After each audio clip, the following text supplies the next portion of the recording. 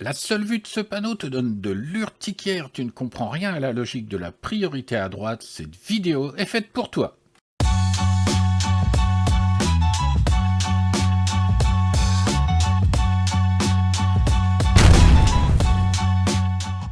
Bienvenue sur Décrypte ton code, la chaîne qui permet de transposer ton code théorique dans la pratique. Donc c'est sûr, ce n'est pas une vidéo de divertissement. Tu es là pour apprendre ou renforcer tes connaissances. Allez, c'est parti. Aujourd'hui, on va traiter de la priorité à droite. Nous verrons donc comment la détecter, puis qui passe avant qui, et enfin adapter son allure. Commençons donc par la détection. À quoi reconnaît-on une priorité à droite? Eh bien, à l'aide de ce panneau qui définit une règle de priorité à droite et rien d'autre. Ensuite, dans n'importe quelle autre intersection, s'il n'y a pas ce panneau et qu'il n'y a absolument aucun marquage au sol, dans ce cas-là, c'est une priorité à droite.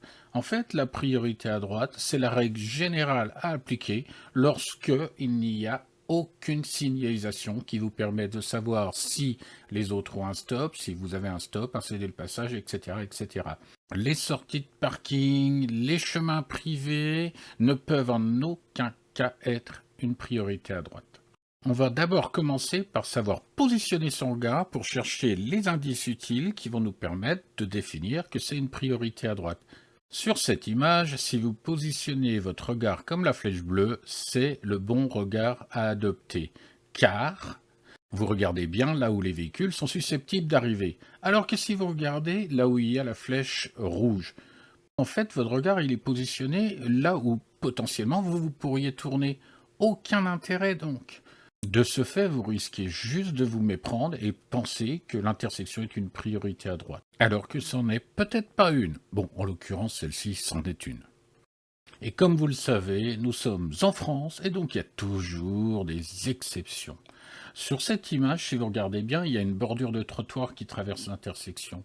De ce fait, ça ne peut pas être une priorité à droite. Une priorité à droite doit obligatoirement avoir une route qui est d'un seul tenant avec l'autre rue. C'est-à-dire qu'à partir du moment où vous montez une bordure, un trottoir, ce n'est pas une priorité à droite.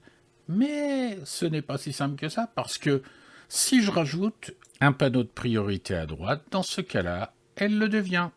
Pour résumer, ça c'est une priorité à droite, ça ce n'en est pas une parce qu'il y a une bordure, ça en devient une parce qu'il y a le panneau. Mais si ça s'arrêtait à ça, ce ne serait pas drôle. Il y a une dernière petite subtilité. Vous vous rappelez, je vous ai dit que l'absence de signalisation voulait dire que ce n'était pas une priorité à droite. Or, il y a de la signalisation au sol que beaucoup d'élèves interprètent comme des stops ou des cédés-passages, qui n'en sont pas du tout. Je vous montre. Dans cette rue, regardez bien sur la droite. Ici, il y a une intersection. Et il y a une ligne au sol et un sens interdit. Donc vous ne pouvez pas rentrer à droite. Par contre, la ligne blanche dit qu'on ne peut donc pas tourner à droite, c'est un renfort du sens interdit, alors que la ligne en pointillé, elle l'autorise. Donc, c'est-à-dire qu'il y a des gens qui peuvent venir de droite et sortir de là. C'est donc bien une priorité à droite. En fait, c'est une ligne mixte. C'est une ligne qu'on peut retrouver hors agglomération, qui permet le dépassement, lorsque les pointillés sont de votre côté, à proximité de certaines intersections, et donc à des feux. Et là, en l'occurrence, si le feu était rouge, il faudrait s'arrêter avant le feu, mais surtout pas à la ligne mixte, puisque la ligne mixte est après le feu. Nous allons maintenant passer au second point, à savoir qui passe avant qui. Lorsque vous passez votre examen de code, vous avez 20 secondes pour réfléchir à ça. Dans la vie de tous les jours, vous avez à peine 3 secondes si vous avez détecté l'intersection suffisamment tôt. La solution réside dans le fait de savoir où on va. Tout simplement parce que c'est la seule chose dont vous êtes capable d'être sûr à 100%. Vous savez quand même où vous allez. C'est moi qui décide. Oui. Par contre, les autres usagers, vous n'êtes pas devins. Vous n'allez pas savoir où ils vont. Alors certes, ils mettent leur clignotant, mais c'est un casse-tête sans fin. Il y a donc une solution pour ne plus se prendre la tête. Voici une intersection, aucune signalisation, c'est donc bien une priorité à droite, donc je dois céder la priorité aux usagers venant à ma droite tout le temps de ma trajectoire. Je ne sais pas si vous avez remarqué, mais j'ai dit qu'on cédait la priorité à droite. J'ai pas parlé de céder le passage à droite. Dans beaucoup de tutoriels, dans les cours de code, et même certains enseignants utilisent céder le passage à droite. Alors moi je suis désolé, si j'ai un céder le passage, je cède le passage à droite et à gauche. Par contre, si j'ai une priorité à droite, je cède la priorité à droite uniquement. Ça risque de prêter à confusion si les bons termes ne sont pas utilisés. Après ce petit coup de gueule, revenons donc maintenant à notre priorité à droite. Je vais vous expliquer tout ça. Si je tourne à droite, la flèche rouge va indiquer tout le long de ma trajectoire le côté droit.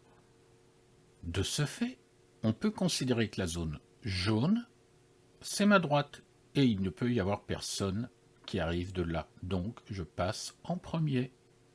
Sur le même principe, si je vais tout droit, la flèche rouge indique ma droite. Donc, on peut considérer que la zone bleue, c'est bien la droite. Donc, je laisse passer les usagers qui arrivent de droite. Et maintenant, si je tourne à gauche, la flèche rouge va indiquer la droite tout le long de ma trajectoire. On peut donc considérer que je laisse passer tous les usagers venant de droite et d'en face. La question maintenant que vous vous posez peut-être, c'est mais quand laisse-t-on passer les usagers qui viennent de gauche ? La réponse c'est jamais. Vous êtes à leur droite, donc vous êtes forcément prioritaire. Il faudra vous assurer cependant que les usagers qui viennent de gauche ont bien réduit leur allure et qu'ils ont bien compris qu'ils devaient vous laisser passer. Après, vous pouvez faire preuve de courtoisie. Dans cette situation, par exemple, il y a beaucoup de gens à ma droite, donc je ne vais pas pouvoir passer pour l'instant. Je peux faire donc signe avec ma main au véhicule donc orange pour qu'il passe. Pour résumer, donc, si je vais à droite, je laisse passer personne. Si je vais tout droit, je laisse passer à droite. Et si je tourne à gauche, je laisse passer à droite et en face. Et c'est tout ce qu'il y a à retenir. Mais il y a encore une exception. Dans cette rue, si vous voulez tourner à droite, il faut prendre en considération la bande cyclable à droite. Et comme elle est sur notre droite, vous devrez laisser passer les cyclistes, puis ensuite tourner à droite. Et sur le même principe, si vous voulez tourner à droite dans cette rue, il y a la voie de bus à prendre en considération. Et donc, vous devrez laisser passer le bus et même peut-être les vélos avant de pouvoir vous engager. Voilà la petite exception. Abordons maintenant la troisième partie de ce cours, adapter son allure. Il faudra donc adapter votre allure en fonction de la visibilité que vous avez à cette intersection. Qu'est-ce qu'une bonne et une mauvaise visibilité? Voyons ensemble quelques exemples. Une intersection avec une très bonne visibilité et une intersection avec une mauvaise visibilité. Ici, bonne visibilité. Et ici, à cause de la haie, mauvaise visibilité. Nous allons donc parler dans un premier temps de la distance d'arrêt. La distance d'arrêt, c'est quoi? C'est le temps de réaction plus la distance de freinage et elle évolue en fonction de votre état physique mais aussi du rythme auquel vous roulez. Donc, pour calculer une distance d'arrêt, il suffit de savoir à combien on roule et de multiplier le chiffre des dizaines par lui-même. Donc, si je roule à 50 km/h, 5 x 5, 25, donc 25 mètres. Si je roule à 40, 4 x 4, 16, donc 16 mètres. Et si je roule à 30, par exemple, il faut 9 mètres. Donc vous, ce qu'il y a d'important à retenir, c'est surtout en ville, 30 et 50 km/h, donc 9 et 25 mètres. Et si vous êtes hors agglomération, 80 km/h, donc 8 x 8, 64 mètres pour vous arrêter.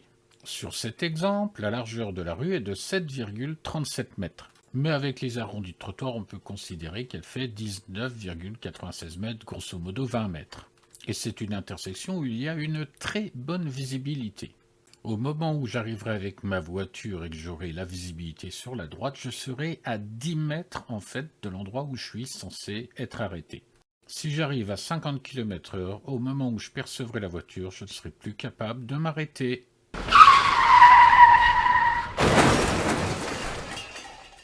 Par contre, si j'arrive à 30 km/h, étant donné qu'il me faut 9 mètres, je serai capable de m'arrêter sans aucun souci.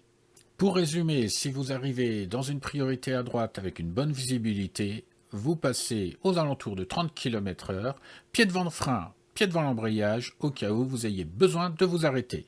Par contre, si la visibilité est mauvaise, vous êtes aux alentours de 20 km/h, pied devant le frein, pied devant l'embrayage, toujours dans l'hypothèse d'un arrêt. Passons maintenant à la partie pratique.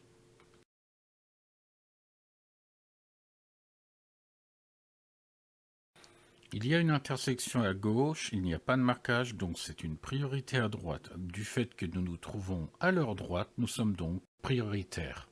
Ensuite, il y a une intersection à droite. Je contrôle, personne, je peux m'engager. Je vais tourner à droite, il y a une priorité à droite, donc je laisse passer ceux à droite, personne, bonne visibilité, donc je peux m'engager. Je vais tourner à droite, il y a une intersection, c'est une priorité à droite, pas de marquage, donc je contrôle à gauche, qu'à gauche, ils me laissent bien passer puisque je suis à leur droite. Et ensuite, je m'engage. Priorité à droite, donc ils sont sur ma droite, je regarde bien, personne, je peux m'engager. À gauche comme à droite des intersections, bordures de trottoir, ce ne sont donc pas des priorités à droite. Je vais tourner à droite, donc je contrôle bien à gauche parce que je suis sur leur droite et je suis prioritaire. Je réduis mon allure et je peux m'engager. Nous voilà donc à la fin de ce cours sur les priorités à droite. J'espère que c'est un peu plus clair pour toi. Donc si tu as aimé cette vidéo, n'hésite pas à liker, activer la cloche de notification pour ne rien manquer des nouvelles vidéos. Pensez à t'abonner et je vous dis à bientôt pour une nouvelle vidéo de Décrypte ton code.